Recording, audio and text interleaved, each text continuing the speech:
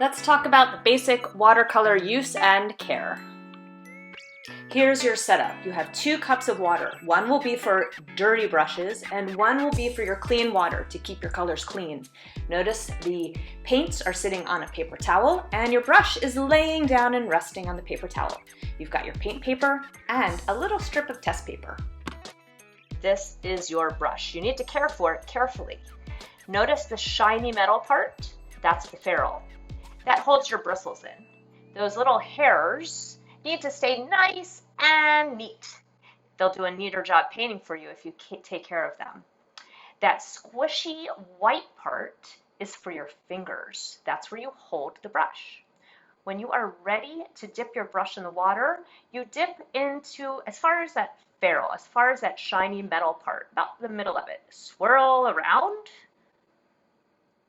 in the water, wipe, never tap, and blot on your paper towel. Let's see that again. Dip. Sometimes you tap on the bottom to get some of the water out. Swirl, wipe, and blot. Notice how I place it on the side to blot. Now I'm ready for my clean water and I can start painting.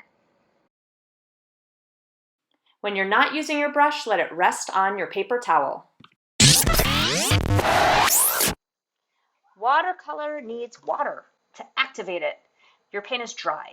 Get a little bit of clean water and put a drop in each cup of color. That will soften the paint and get it all ready for you to use. Try not to touch the color with your brush when you do this. Now your paint superpowers are activated.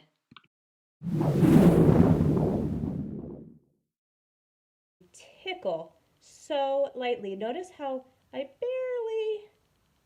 barely am touching down and pressing down. That's how you want to get paint on your brush.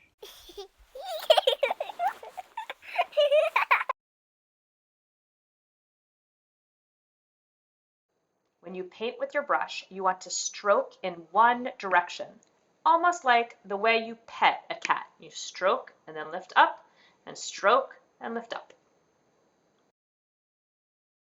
You don't need to press hard with your brush when you're making your strokes. It's just a lightly gliding across the paper.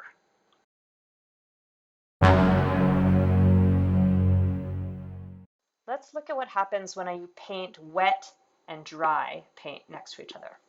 Right now my blue is dry. If I paint yellow next to it, my yellow and blue colors are not going to run together.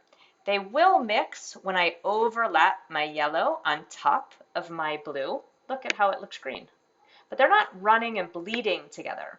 Now if I put wet paint next to wet paint, then notice how the paints bleed together. Look at how the orange is bleeding into the blue and creating that soft fuzzy line there.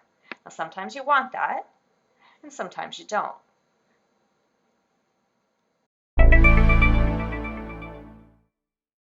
Remember, if you put wet paint on top of dry, the colors won't mix together.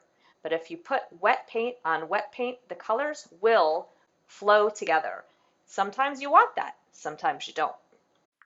These paintings are by artist Emma Larson. Notice how sometimes she lets the paint flow together and sometimes she doesn't.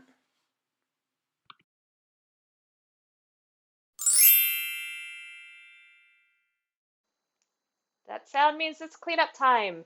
Remember to keep your paint trays flat and lift them up carefully and put them on the gray tray in the center of your table. Wash and rinse your brush. Wash it in the dirty water, then rinse it in the clean water.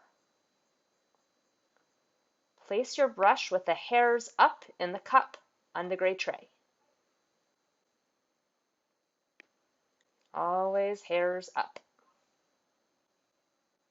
Then put your paper on the drying rack. Carry it carefully. You don't want it to drip. Hold it like a lunch tray. Keep it flat.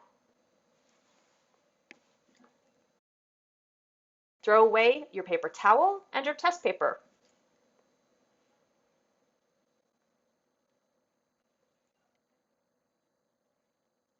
Very carefully dump your waters in the can in the center of your table. Use the rag to wipe your table, then pass it to your neighbor or put it back in the basket. Now that your table's clean, it's time to rest and reflect.